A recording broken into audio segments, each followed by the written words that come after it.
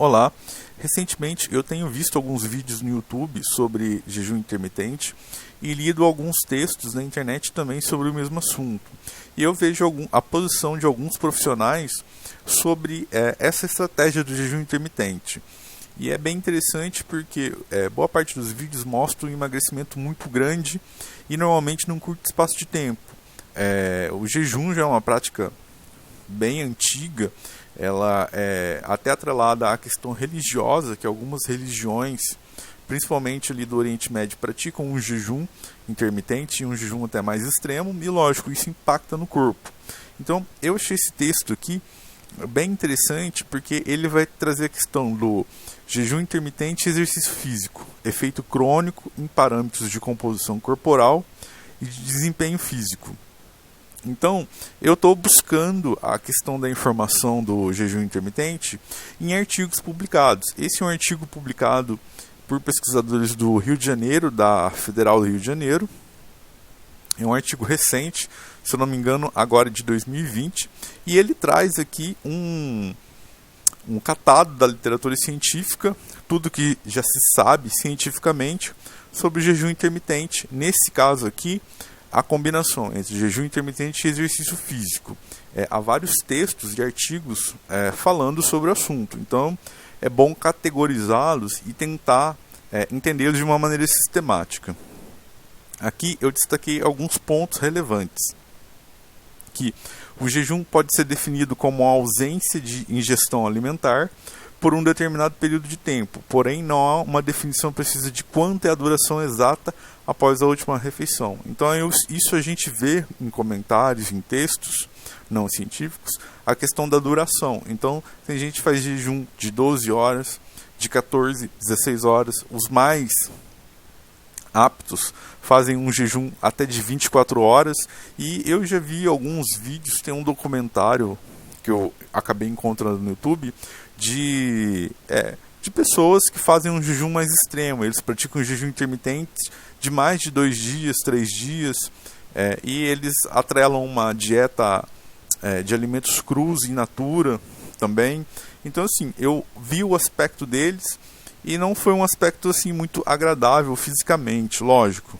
Fisiologicamente, a pessoa ou o indivíduo pode estar saudável, mas fisicamente a gente nota alguns traços estéticos que assim pode agradar ou desagradar. No meu caso, não achei muito agradável. Então seria uma prática que eu não seria muito adepto e nem defenderia. Por isso eu vim buscar mais informações na literatura científica. Então, continuando aqui, sabe-se que períodos de jejum implicam em um desafio para o controle da homeostase metabólica diante da escassez de substratos energéticos, ou seja, a gente não ingere substrato que vai virar energia, então o nosso corpo tem que se virar. E há um rearranjo das vias metabólicas. Isso o micro-organismo faz facilmente, e a gente, como a gente tem alimento à nossa disposição, a gente normalmente não usa muito isso. Mas o jejum força esse rearranjo das vias metabólicas. A partir da redução de conteúdos de glicogênio muscular e hepático e da biodisponibilidade de glicose sistêmica, com consequente queda nos níveis de insulina. Ocorre um aumento na secreção de hormônios contrarregulatórios. Aqui ele cita as catecolaminas, glucagon, cortisol, culmina.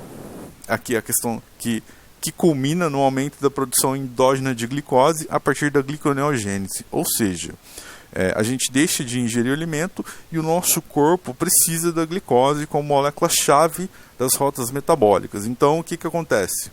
A gente vai produzir, o nosso corpo vai produzir glicose a partir do que a gente tem estocado. Aqui, bem como no aumento da metabolização e oxidação dos ácidos graxos no tecido adiposo, sendo que este é o principal substrato energético para fim de atender às demandas metabólicas. Então, o nosso organismo vai pegar a nossa gordura, o nosso tecido adiposo, nos homens, principalmente estocado na barriga, e ainda tem a questão da gordura visceral, que é uma gordura extremamente malévola para o nosso organismo, e o nosso corpo vai oxidar e metabolizar isso para gerar energia. E também ele vai consumir a massa magra ou a massa proteica, a massa muscular, para também gerar energia. São recursos do nosso organismo. Não é desejável que ele consuma massa magra, mas é a via metabólica, esse caminho metabólico que ele pode seguir. Então aqui, o jejum intermitente é uma estratégia dietética caracterizada por formas distintas de intercalar períodos regulares de ingestão calórica, seguido da abstenção alimentar, geralmente superior a um jejum típico durante o sono noturno. Ou seja, quando a gente dorme, a gente tem um processo natural de jejum. Entretanto, o tempo é um tempo relativamente curto, porque ao acordar, a gente vai, no café da manhã, vai ter uma ingestão de alimento. Aqui já tem diversas evidências que mostram os efeitos benéficos do jejum, né?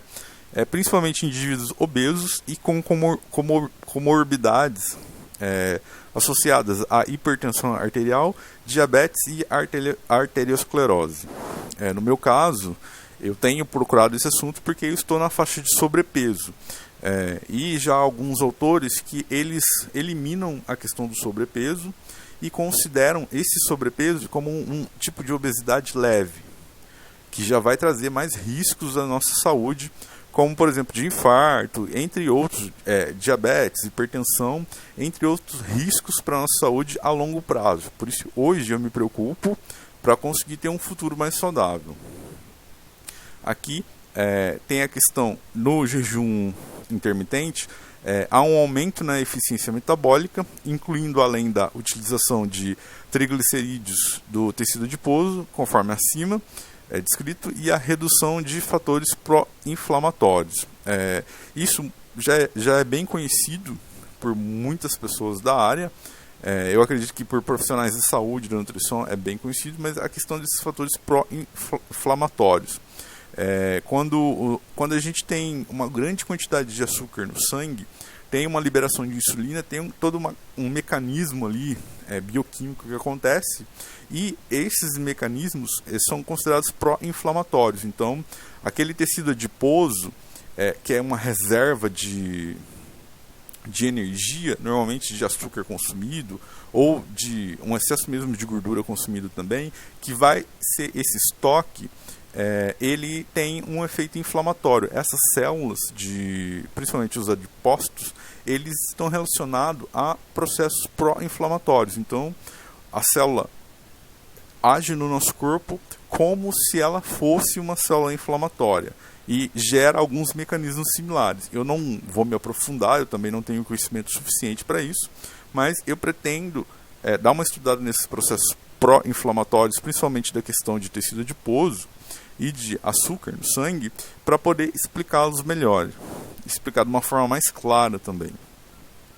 Aqui eu vou continuar passando o texto, eu destaquei o que é mais importante, e aqui tem a questão de alguns estudos que tem um pesquisador, um grupo de pesquisadores, liderado por esse Naharuddin, em 2018, fizeram um estudo que pegaram indivíduos que realizaram o jejum intermitente, ou seja, eles abstiveram do almoço e eles simplesmente pularam o almoço, e o déficit calórico deles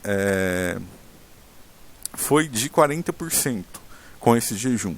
Ou seja, se eles fizessem todas as refeições e com o jejum, eles tiveram um consumo de 40% a menos de calorias. Nos primeiros 2 dias, observou que a intervenção houve uma redução significativa na potência produzida, ou seja, em exercícios. Aqui ele cita um teste de endurance. Eu não sei que teste é esse, mas os autores eles observam uma tendência ao retorno das capacidades físicas após o 4º dia, ou seja, no 2º dia a pessoa estava meio ali sentindo, e a partir do 4º dia parece que o organismo da pessoa vai se adaptando e ela começa a recuperar a performance da atividade física dela. Aqui no caso eu acho que são atletas. Continuando aqui, os autores sugerem que os efeitos negativos encontrados no 2º dia pode estar associado ao impacto agudo do déficit energético gerado no início da intervenção dietética, ou seja, o começo do jejum, o corpo ele sofre um pouco em poder mudar e depois ele se adapta. E aí eles escrevem que pode ocorrer uma possível adaptação fisiológica com o passar do tempo, a qual explica o retorno desses parâmetros aos níveis basais, ou seja, o começo, o primeiro passo é sempre o mais difícil. E depois vai ter uma fase de adaptação e aí tudo volta a fluir normalmente. O corpo e a natureza meio que tem esses ciclos.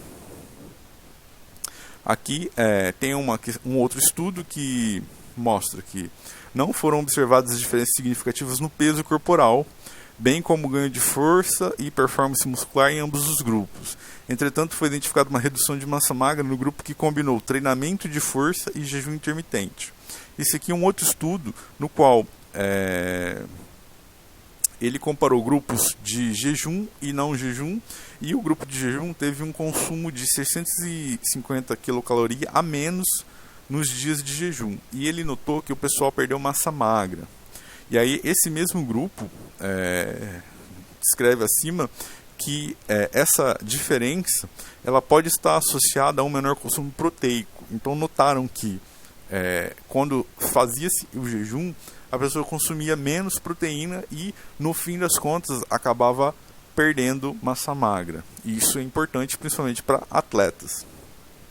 Daí, os autores realizaram aqui um grupo com mulheres e foi realizada a suplementação proteica nos dias, nas alimentações, com o whey protein para todos os participantes. E comparou o cara que fez, os indivíduos que fizeram um jejum e os que não fizeram um jejum intermitente. E ambos tiveram essa suplementação de proteína para não faltar. Já que nas alimentações corria o risco deles não comerem o suficiente que o organismo precisa para se recuperar. E os resultados mostraram que ambos os grupos apresentaram melhorias nos testes de performance muscular. Ou seja, performance muscular está atrelado à questão do consumo de proteínas. A gente precisa ingerir proteína. O grupo que realizou o jejum intermitente com treinamento de força obteve uma redução de 3% na massa gorda, enquanto que o grupo que treinou e realizou dieta padrão apresentou um aumento na massa gorda de 4%. Esse dado sugere um efeito benéfico da combinação do jejum intermitente com treino de força na composição corporal de mulheres jovens treinadas. Aqui são mulheres atletas. E ele ressalta que todos os indivíduos receberam uma suplementação de whey protein para não faltar proteína. Então mostra aqui o efeito benéfico do jejum intermitente. Aqui tem toda a questão do artigo, mas para não me delongar muito, eu já vou para a conclusão. E observa-se que uma modificação dietética associada a um déficit calórico pode conferir resultados negativos na resposta a tarefas aeróbias e anaeróbias, bem como nos ganhos de massa magra. Contudo, a redução do desempenho pode estar associada ao tempo de intervenção, ou seja, o começo você vai notar, você vai ter resultados negativos se for comparar em performance em tarefas aeróbias ou anaeróbias, ou seja, aquela fase de adaptação do corpo. E depois, em intervenções crônicas de 2 meses de exercícios associados ao jejum intermitente não comprometem o ganho ou manutenção do desempenho físico. O começo você tem uma perda de rendimento, até perda de massa magra, mas depois o seu organismo entra em homeostase e volta a se equilibrar. Aqui falando que as intervenções conferem melhorias na composição corporal a partir da redução da massa gorda e na manutenção e aumento da massa magra, lógico, suplementando de proteína. Aqui tem outro, melhor controle de glicogênio e redução de fatores pró-inflamatórios. Isso é muito importante e está muito em alta e é muito discutido. Por isso a questão da ingestão de alimentos que são anti-inflamatórios. Tudo isso esses resultados observados, eles podem estar atrelados a uma ingestão do suplemento proteico whey protein, ou seja, consumir a proteína num jejum intermitente é muito importante, e aqui ele fecha o artigo. Eu vou deixar a referência linkada abaixo do vídeo, eu vou deixar o título e os autores aqui para quem quiser procurar, e esse artigo também eu vou colocar no meu drive, e muito obrigado.